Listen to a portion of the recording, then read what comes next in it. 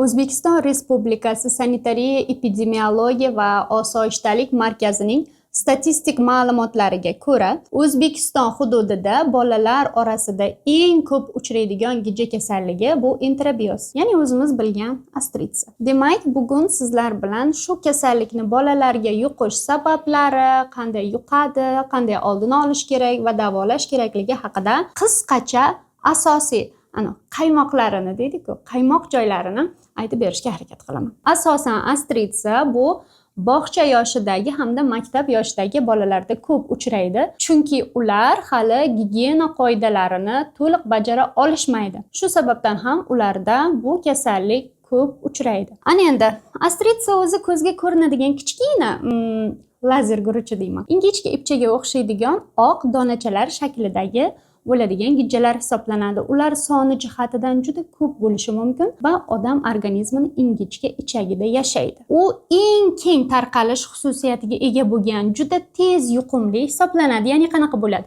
Bir kechada bolani orqa chiqaruv teshigiga bitta urg'ovchi astritsa 5000 tadan 15000 tagacha tuxum qo'yishi mumkin. Bu ko'zingizga ko'rinmaydigan darajadagi juda ko'p degani. Va u ich kiyimlariga, choyshablariga, kiyimlariga hamma joyga tushib ketadi. U tashqi muhitga chiqishi bilan sporaga o'ralib oladi va 3 haftagacha yashaydi. U siz choyshablarni ertalab qoqdingiz, choyshablarni chiroyli qilib to'g'rilab qo'ydingiz, u tuxumchalar hammasi gilamga yoyilib ketdi. Yoki bola xuddi shu qo'li bilan orqasini qichidi, qo'lchalariga tushib qoldi. Shu qo'li bilan o'yinchoqlarni o'ynadi, o'yinchoqqa sporalar tushib qoldi. Va ular 3 haftagacha o'sha yerlarda turadi. Astritsa odamni ichagida uzog'i 2 oygacha yashashi mumkin. Demak, bizni bir marta bola astritsani yuqtirib olsa va to'liq gigiyena qoidalariga rioya qilsa, o'zidan 2 oyda tuzalib ketishi mumkin ekan. Endi bizda shu o'ziga o'zi qayta yuqtiraverishi natijasida bu kasallikdan bola xolis bo'la olmaydi va klinik belgilar borgan sari kuchayib ketaveradi. Ana endi qanday klinik belgilar yuzaga kelishi mumkin? Astritsa yuqqan bolalarda xalqimiz orasidagi eng ko'p aytiladigan belgi bu tishini g'ichirlatish. Lekin afsuski, tishini g'ichirlatish bu doimo bolada astritsa bor ekanligini bildira olmaydi. Bizda eng ko'p klinik belgilar bu kamqonlik belgilari rivojlanadigan holatlar, ya'ni ishtahasizlik, shirinlikka ruju qo'yish, o'sish va rivojlanishdan orqada qolish, qorinda og'riqlar, bu kabi belgilar. Eng ko'p belgisi bu uyquni buzilishi. Bunaqa bolachalar uyquda ko'p bezovtalanadi. Chunki o'sha payt urg'ochi astritsaxon anal teshigi atrofiga chiqib tuxum qo'yadi va bu paytda bolada qichishish hissi bo'ladi.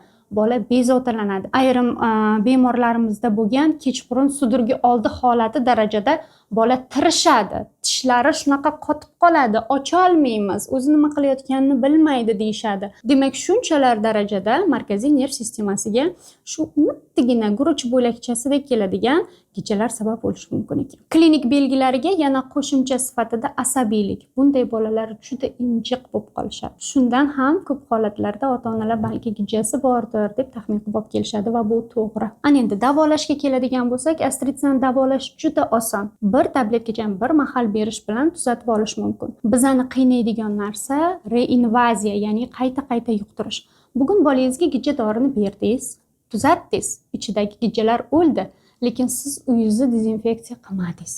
Gilamlaringizda sporalari turibdi, o'yinchoqlarda sporalar turibdi. Agar tozalatdingiz, davolatdingiz, uyga borib xuddi o'sha o'yinchoqlarni o'ynaydigan bo'lsa, sporalar yana organizmga yuqadi. Eng qizig'i, u sporalar organizmga yuqqanidan keyin 3-4 soatda darrov aktiv formaga o'tadi va rivojlanib ketadi. Shu sababdan har doim astritsa bilan murojaat qilgan paytlarida ota-onalarga tushuntiraman. Bugun borib uyingizni generalniy uborka qilasiz. Astritsa sporalari oddiy parashoklarda, yuvuvchi vositalarda ketadi. Demak, uyni bugun generalniy uborka qilish kerak. Hamma kiyimchalarini utuglab kiygizishni odatlantiring. Bo'lmasa yana qaytib kelishingizga to'g'ri keladi. Va shu bilan birga butun oila davolanadi. Chunki aytdik, juda yuqumli dedik. Oilada nechta a'zo bo'lsa, ota, ona, aka, uka hammasi birgalikda davolanishi shart. Bo'lmasa bu infeksiyadan bu oila osonlikcha qutula olmaydi. Shu sababdan O'zbekistonda astritsa haliyam birinchi o'rinda turibdi. Farzandingizni ehtiyot qiling. Keyingi mavzu lyamblyos kasalligi, ya'ni lyamblia haqida bo'ladi. Bizni kuzatishda davom eting. Qo'shimcha savollaringizni izohlarda kutib qolamiz.